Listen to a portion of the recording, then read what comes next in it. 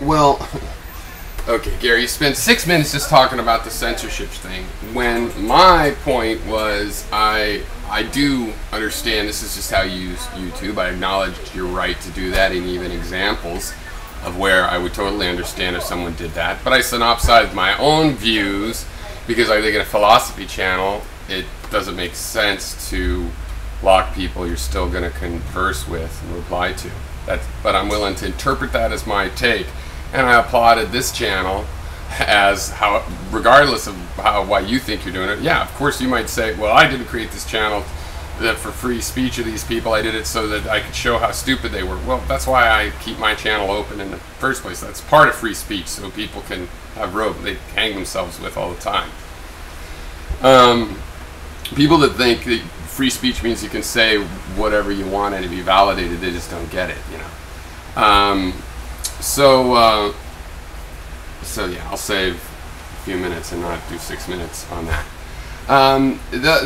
You made a good request, and I will talk about, okay, why did I procreate? You're very wrong about that, but I definitely, you know, I've described it to you before. You know, there's grains of I've admitted that there was delusion on my part, for example, so I'll go into that in a bit. I worked a lot to end suffering, and I never said that the Paramecium feel any pain when you walk over them. They don't really notice that, I don't think. And I also said that there's a lot of distinctions between the kinds of feeling that neurological animals do and that a Paramecium does that justify the difference. And you can look at the particular things. Like, even if an apple tree was fully as sensitive as an animal, which obviously it's not, and just as reactive, the fruit is made for part of its procreation strategy for other animals to take. You know, it's nutritious and tasty on purpose, so there wouldn't really be a problem taking that fruit and protecting the tree. That would be a good trait.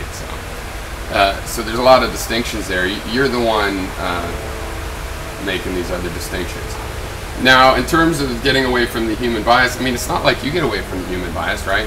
You have a human bias thinking that makes you biased towards pretty women. I don't see you turning that off. You said you're supposed to take it into account. I've taken that one into account. I think actually, you know, I'm taking that into account more than you as a bias. It's just that ultimately, in the end, you are human. I mean, there's certain biases like visual thinking, you know, based to the way our eyes are. There's certain things that start to confuse the definition of the word bias. You know, all measurement equipment has a so-called bias. All circuits have a bias. So, you know, there's just a point at which yeah, you're not questioning some of your biases either. You see them and then you go ahead and go with them. The ones I'm going with, I think, are the ones that'll help the human race, you know, those of inquiry, figuring out how things work. You know, I've spent a lot of time in my life thinking about the suffering. I still work on it. I take part in political accomplishments and even political failures and hardships just for the accomplishments and just for the idea of an accomplishment. And yeah, I don't think it's going to be worth it proving to everybody that life is worthless. So okay, I'll talk about why I procreated, and yeah, it was definitely delusional, but you're wrong to say it wasn't a plan for the future. No, it was a plan for the future. It was just a plan of you know, a young person that didn't really, there was no way this plan was going to work. But, you know, due to my own confusing childhood, you know, I was snatched and kidnapped a couple times by parents, and there's huge family feud, and the families all hated each other, and I was kind of torn back and forth in a lot of ways.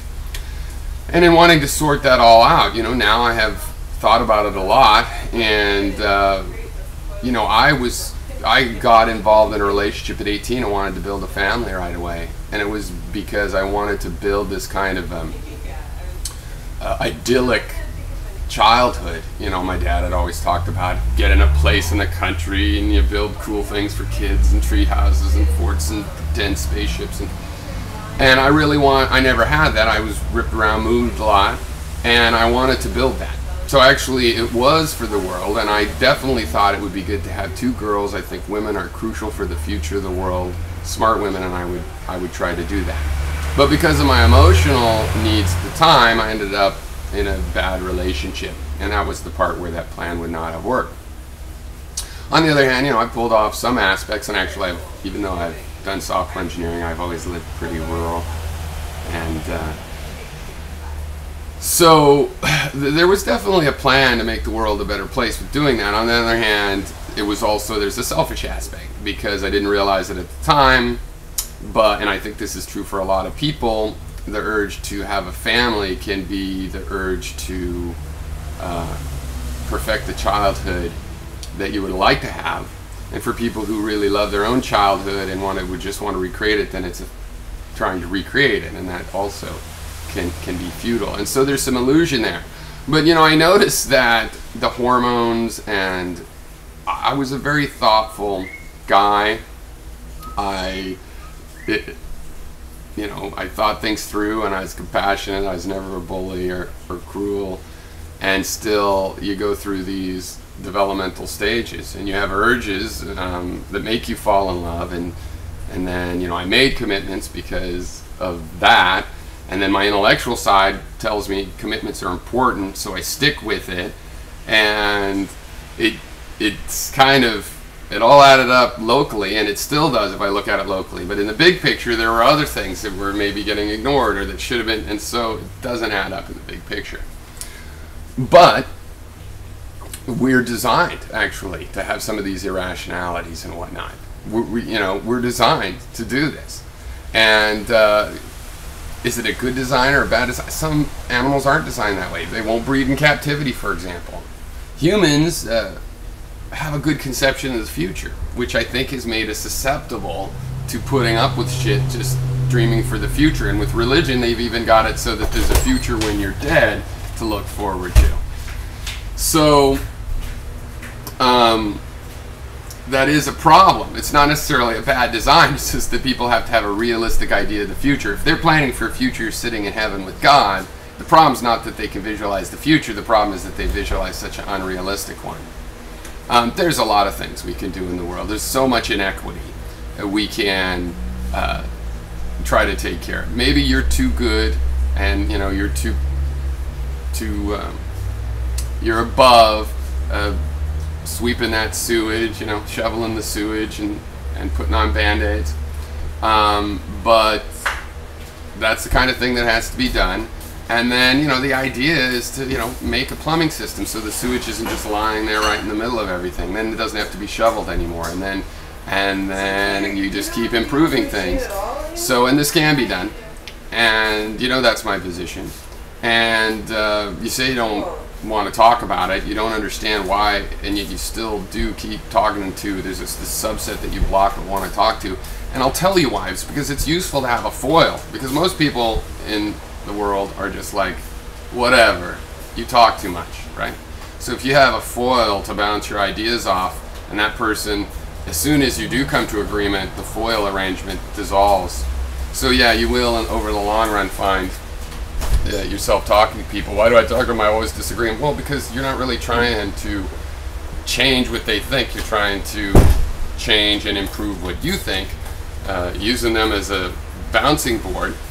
And it's all fair because they're using it as the same way, and the people watching are using the difference between you to see things.